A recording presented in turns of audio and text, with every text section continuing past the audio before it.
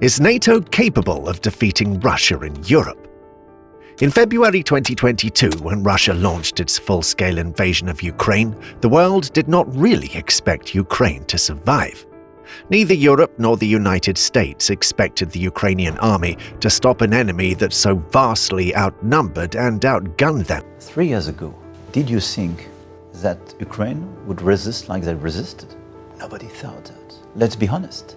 But after 3 years of Russians throwing the full weight of their war machine at Ukraine, many countries now understand that Russia will likely come to them next. The Russians have never joked about their intentions towards Ukrainians, and they are not joking about others either.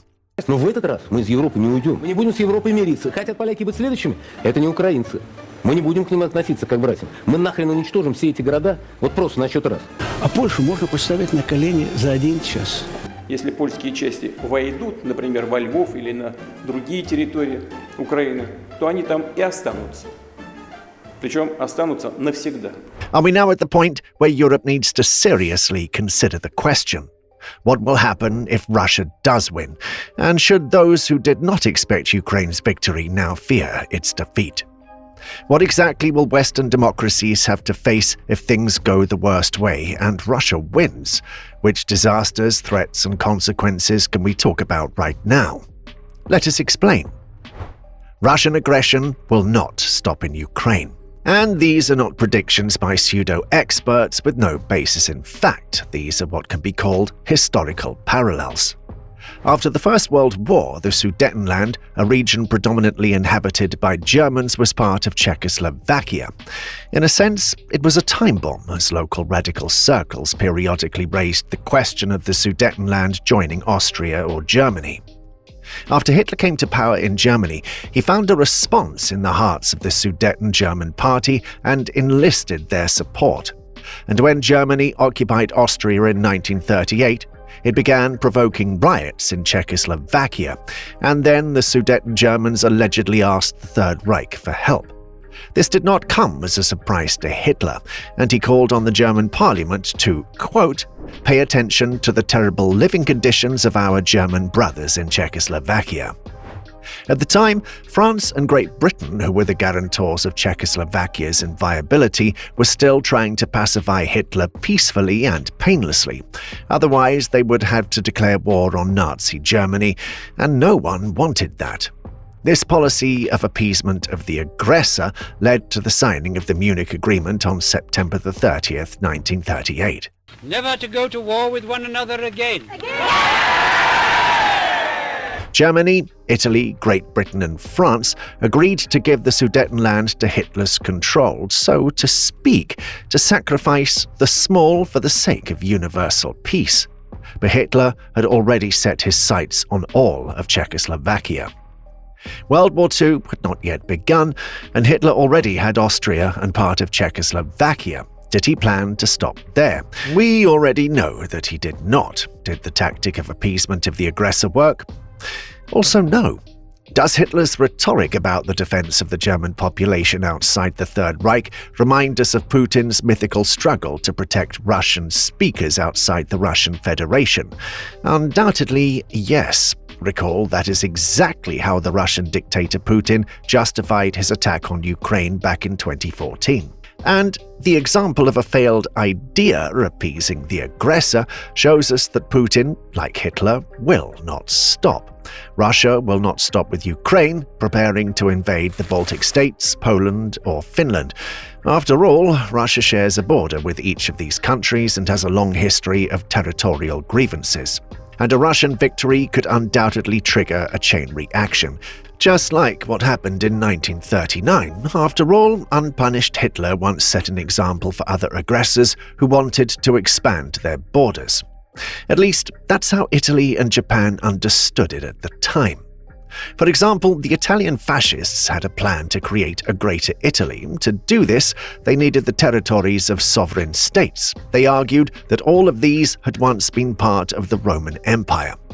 So in April 1939, Nazi Italy seized Albania, and King Zog I had to flee. Almost at the same time, on the other side of the planet, Japan voiced the idea of creating a bloc of Asian countries led by the Japanese, and they even came up with a name for it, the Greater East Asian Co-Prosperity Sphere. But in reality, it was not about prosperity, it was about forcing other countries to recognize Japan's self-proclaimed superiority, and to justify the Japanese occupation of many Asian countries and regions, from Thailand to Manchuria. In today's world, there are plenty of people willing to change the borders of other states. China does not recognize Taiwan, Iran does not recognize Israel, and North Korea would not give up its occupation of South Korea. Therefore, the impunity of Russian aggression against Ukraine is increasingly looking like a signal to others. They will say that you can do whatever you want. If you are stronger, there will be no consequences. What then awaits Europe? In this case, Europe must prepare for war. Given that the United States is gaining momentum in its trend away from NATO, will Europe be ready to confront Russia on its own?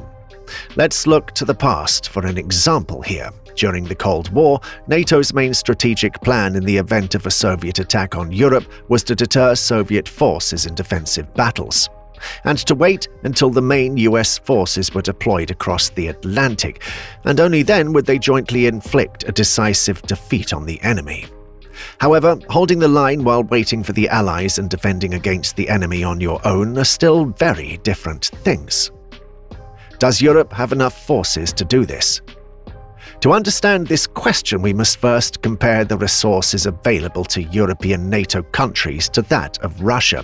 And before we share some numbers with you, we should note that our research was based on open sources and information that is freely available. This means that we can only estimate the number of personnel in European armies and their weapons. After all, each country is not very eager to make accurate data about its armed forces easily available on the internet. As for Russia, they lie a lot and distort facts in this matter, just like they do on any other issue. So from what we're able to find, we know that the total strength of the armed forces of all NATO members is approximately 3.5 million. Of these, just over 2 million are from the European armies, and 1,300,000 is the US Army. As of the beginning of 2025, the Russian presence in Ukraine alone was approximately 600,000 troops. Of these, about 200,000 are directly on the front line. In general, the Russians declare that the size of the entire Russian army should be almost 2,400,000 people, including 1.5 million soldiers, but this is according to their own data, which, as we have already said, cannot be fully trusted.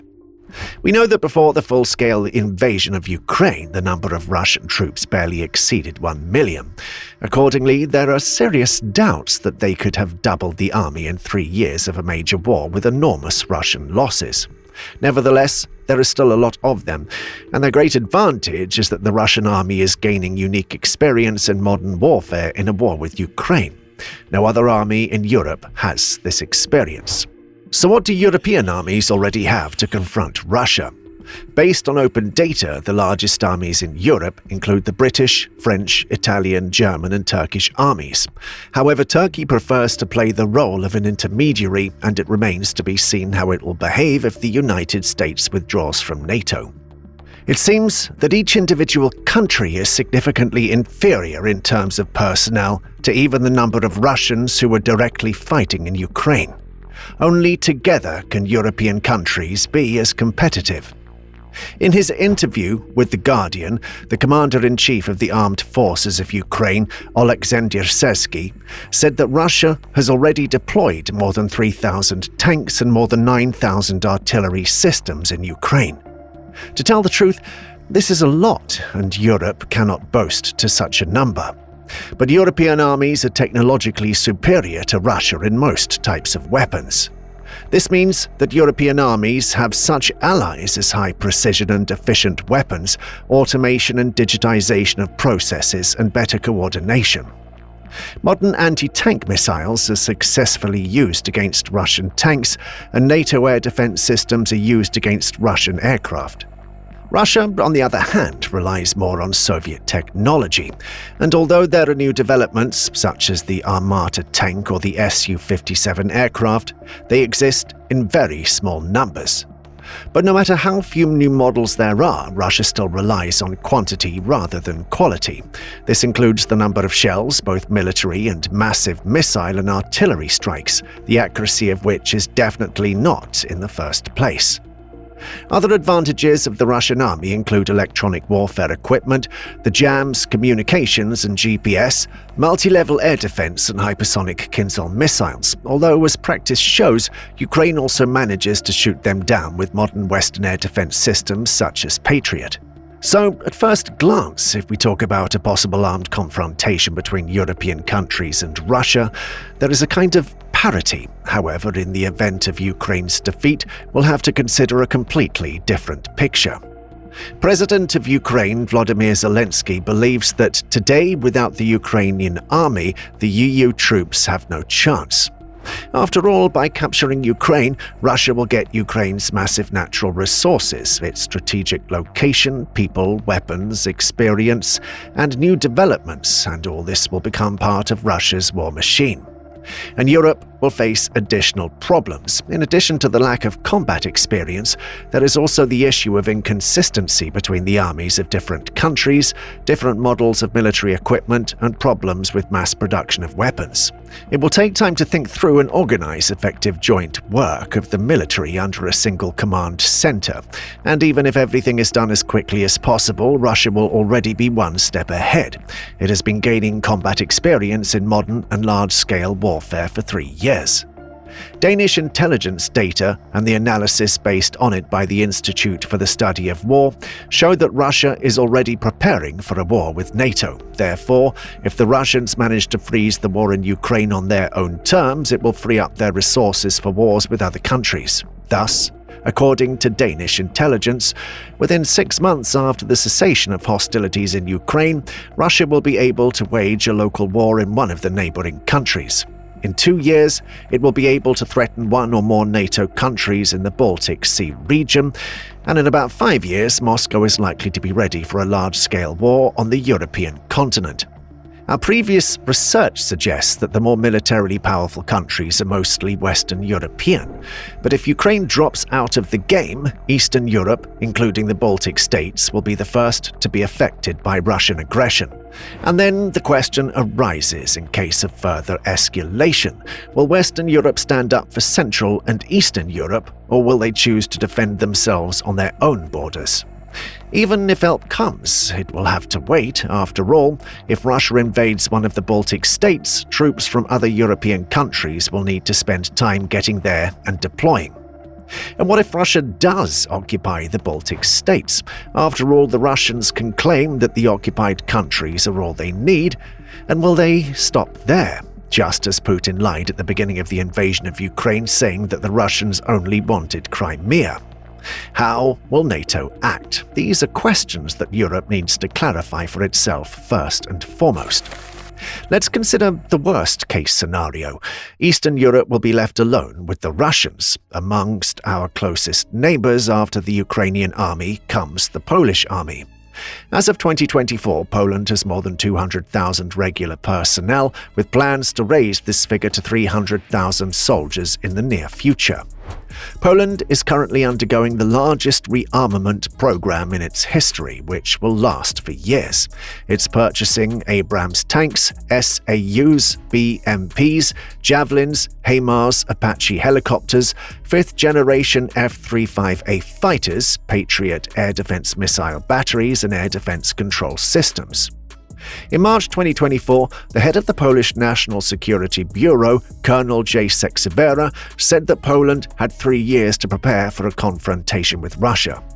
And in March 2025, Donald Tusk, the Prime Minister of Poland, said, "We are planning to implement a system so that by the end of the year, every adult male in Poland will be trained for war." And the reserve as of 2022 in Poland amounted to 1 million people. Poland is followed by the armies of Romania and the Czech Republic by a wide margin. Lithuania, Latvia, and Estonia are even further behind. At the beginning of 2025, Estonian intelligence reported that Russia was planning to create a new army corps that could be based near the border with Finland. Therefore, Estonia, Latvia, and Lithuania take the possibility of a Russian attack seriously. They are now actively reinforcing the 1,000 kilometers of their borders with Russia, Belarus, and the militarized Russian exclave that borders Poland and Lithuania. As one of the Estonian military commanders explains, the main task is to stop Russian armored units on the borders to prevent them from moving deeper into the country. There is also the Hungarian army, almost 30,000 plus 17,000 reservists, which is larger than the armed forces of the Baltic states. Of course, there are very serious doubts that they can be counted on as allies in the event of a war with Russia.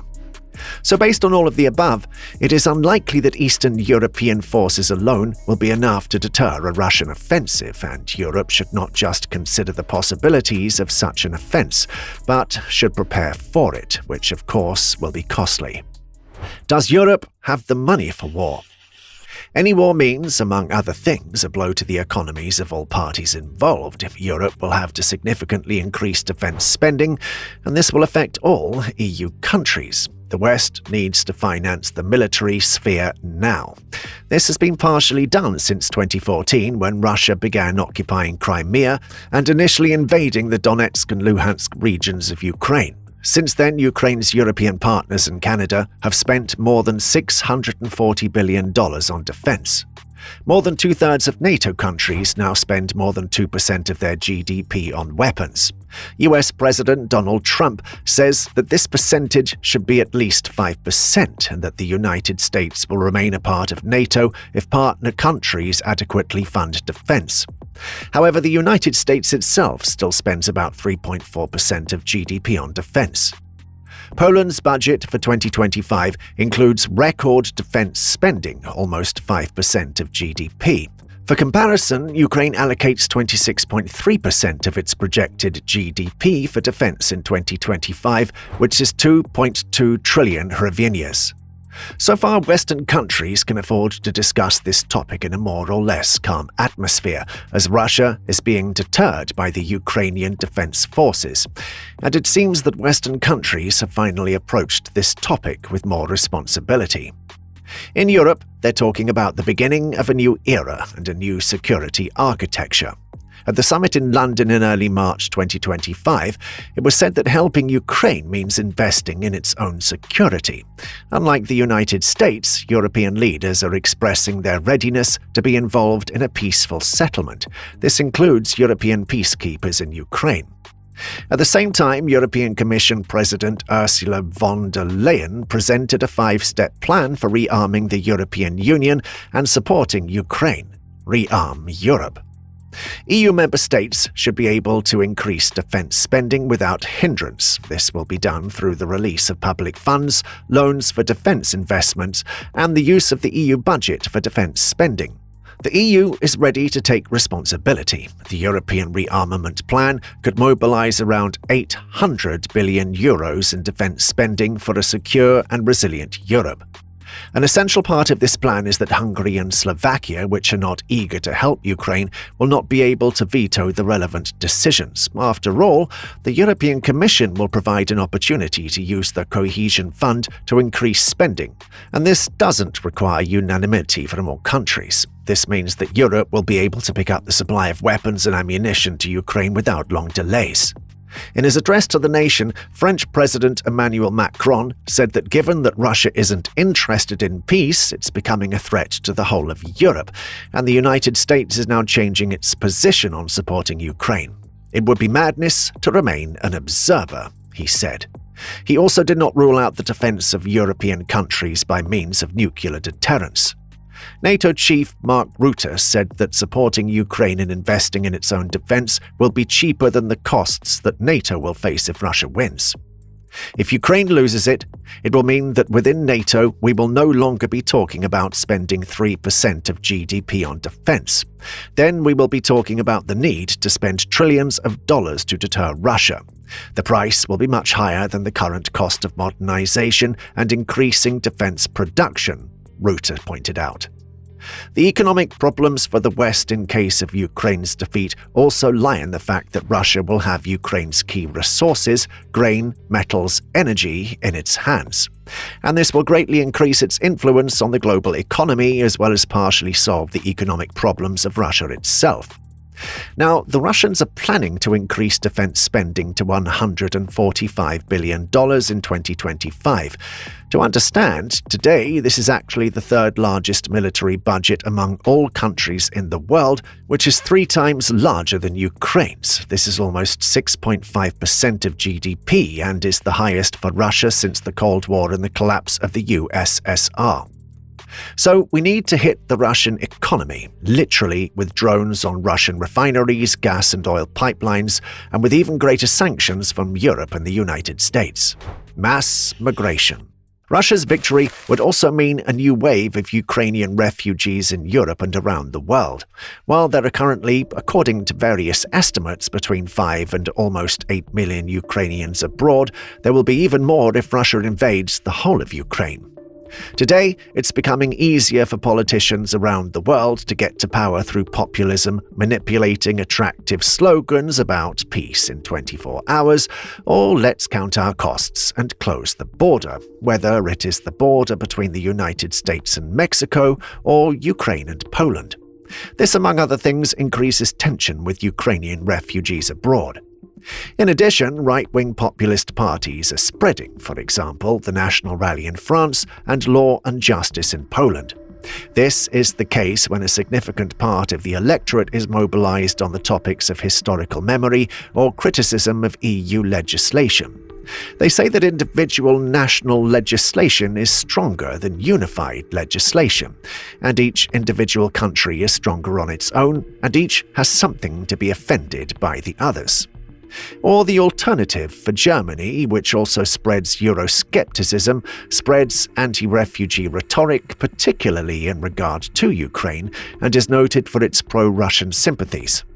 A new wave of Ukrainian refugees could further boost the popularity of the right, which in turn would further divide Europe at a time when it needs to stand united against the enemy. So, what do we want to say with this video? If Ukraine loses, the Western world will be left face to face with Russia without Ukraine's deterrent, and it will be a Russia that is newly furious with hubris after its bloody success in Ukraine. As we have already said, in order to confront it, Europe will need strength, which it does not currently possess in sufficient quantities. The defeat of Ukraine is not a local problem that affects only Ukrainians personally, as Russian trolls and bots are fond of saying on the internet. It would mean the end of global stability, a world in which there are no rules or laws, only brute force and weaponry. American historian and Yale University professor Timothy Snyder at a conference in Tallinn, Estonia said, "If the Ukrainians surrender, or we surrender Ukraine, it will be a different Russia that will fight in the future. It will be a Russia that wages war with Ukrainian equipment, Ukrainian soldiers from a different geographical location. Ukrainians are giving us this chance, and we must take advantage of this chance if we want to prevent a war between the great powers. But we don't want to just sow discouragement by spreading these apocalyptic forecasts, because there is a way out to help Ukraine and strengthen the defense capabilities of European countries. And we have to do it quickly, right now, without waiting for some favorable opportunity, because it may already be too late.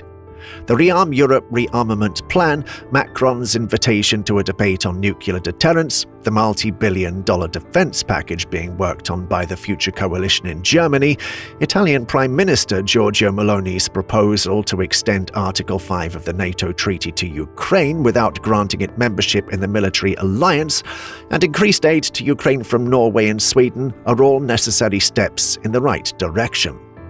No matter how expensive it may be for Europe to support and help Ukraine in its time of need, the cost is still far less than what it would mean to exist in the terrible new world that will come out if the Ukrainians are defeated. Even in the face of an enemy that significantly outnumbers, it's possible to survive. However, to ensure that the horrors of the past centuries never again cover our continent, we must unite.